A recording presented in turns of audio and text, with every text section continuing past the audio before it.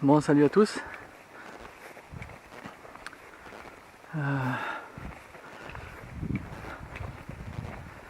Une petite vidéo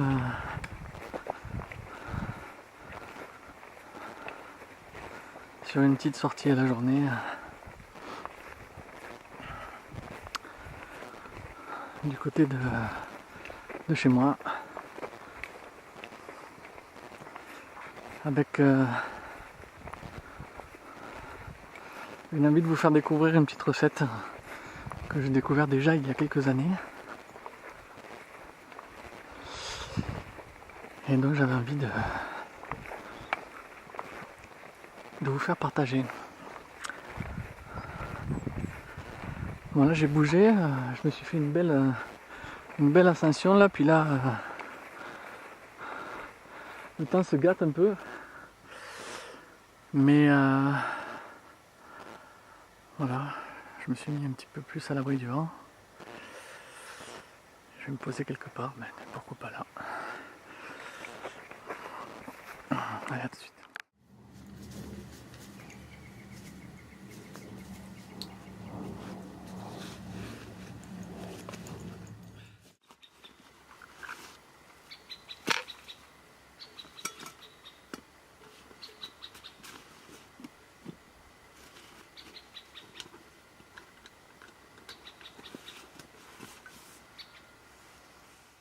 Aujourd'hui, je vais vous présenter la fabrication de baumes, donc, et en l'occurrence un baume avec une plante que l'on connaît tous. Tout le monde, je dirais pratiquement, marche dessus tous les jours. Il s'agit du plantain lancéolé. Alors,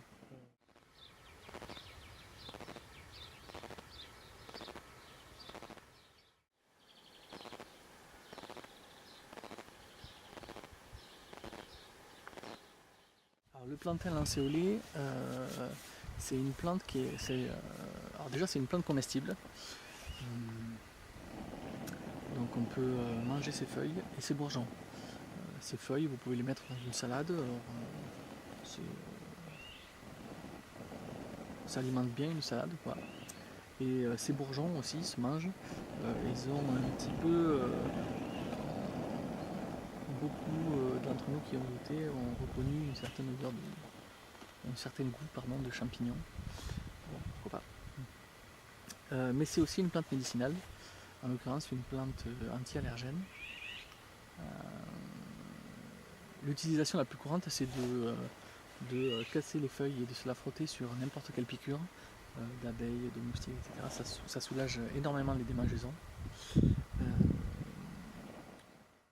Le baume là que je vais vous présenter, pour tout ce qui est psoriasis, pour tout ce qui est eczéma, pour tout ce qui est lésions cutanées, donc comme je vous dis, chez certains ça marche du tonnerre.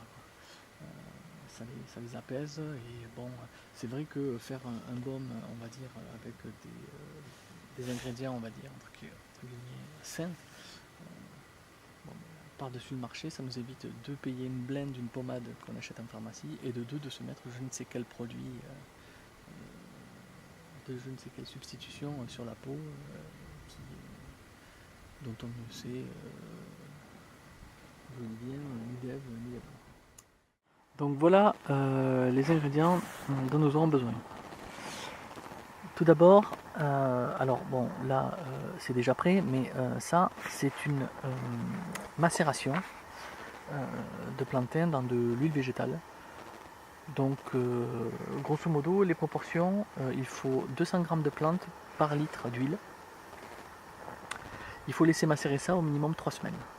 Voilà, là donc je l'ai fait macérer beaucoup plus longtemps pour que ce soit vraiment concentré. Donc voilà, et c'est de l'huile d'olive. Vous pouvez mettre ce que vous voulez à partir du moment où c'est une huile végétale. On aura besoin de cire d'abeille. Donc là en l'occurrence, pour 100 g d'huile, il faut 15 à 20 g de cire d'abeille. Alors la cire d'abeille, vous la trouvez assez facilement. Soit si vous vous êtes consommateur de miel chez votre apiculteur bien sûr, soit chez tous les Biocoop ou votre magasin bio. Une huile essentielle. Alors ici, j'utilise l'huile essentielle d'arbre à thé. Alors c'est une huile essentielle extraordinaire. On va mettre la cire d'abeille à tremper, on va la faire fondre dans un bain-marie.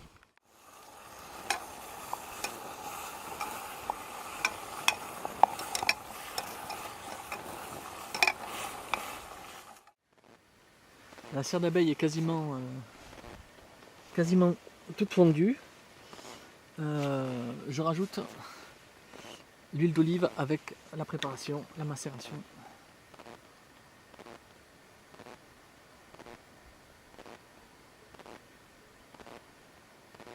De plantain.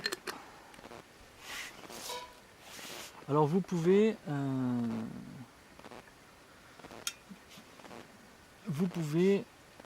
comme je vous l'ai dit,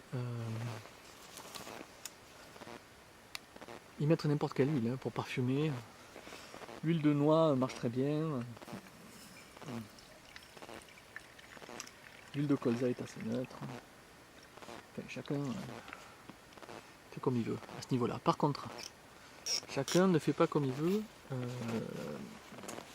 avec les huiles essentielles.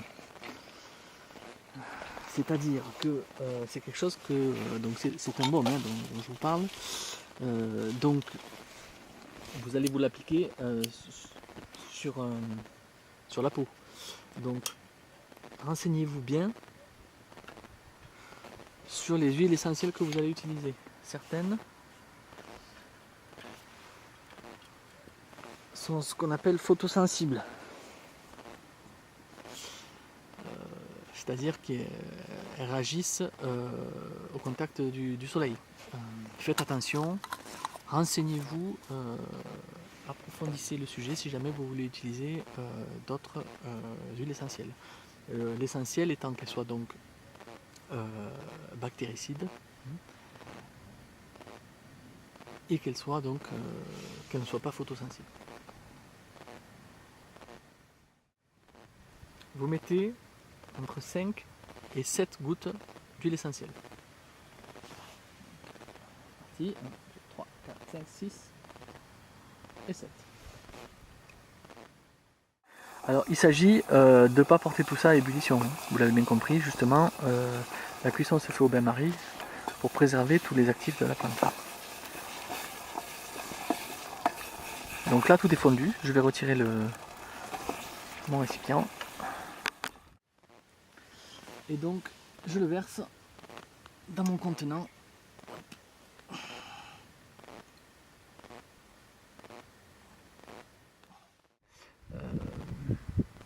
Donc si je fais un petit récapitulatif, donc là en l'occurrence pour le plantain, les proportions, vous avez 200 g de plantes par litre d'huile. N'importe quelle huile végétale, olive, noix, sésame, tout ce que vous voulez. Vous faites macérer ça au minimum 3 semaines. Une fois que tout ça a bien macéré, vous filtrez. Une fois que vous avez votre préparation qui est filtrée, si elle est tenue hermétiquement dans un bocal, elle peut durer une éternité. Il s'agit de bien la filtrer pour pas que tous les dépôts qu'il y a dedans ne moisissent. Ensuite, quand vous faites votre baume, vous gardez les proportions suivantes, c'est-à-dire pour 100 g d'huile, 15 à 20 g de cire d'abeille. La cire d'abeille. Donc vous faites réchauffer tout ça au bain-marie. Il s'agit que là, tout se fasse en douceur. Donc une fois que tout ça est bien fondu, vous incorporez l'huile, vous reportez tranquillement ça à température et vous mettez votre huile essentielle.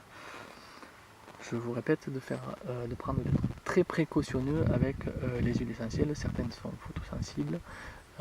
Il s'agit donc qu'elles soient bactéricides.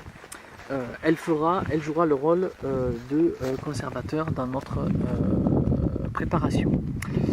Là en l'occurrence moi j'ai utilisé de l'huile essentielle d'arbre à thé pour ses multiples qualités d'antiseptique, de bactéricide, elle est aussi fongicide, donc tout ce qui est champignons. Une fois que vous avez transvasé tout ça dans votre bocal, vous pouvez le conserver au frais, à l'ombre. Vous pouvez même le mettre au frigo. Et ça vous fera un baume que vous pourrez utiliser en toute occasion pour soigner vos, vos irritations, vos démangeaisons ou tous vos maux d'origine cutanée. Voilà. J'espère que cette vidéo vous aura servi à apprendre quelque chose. Pour celles et ceux qui pratiquent déjà les baumes depuis longtemps et qui ont des trucs et astuces, des trucs à corriger ou des remarques à faire, elles sont les bienvenues. Voilà. Je vous souhaite à tous et à toutes de bonnes sorties et puis à très bientôt. Au revoir.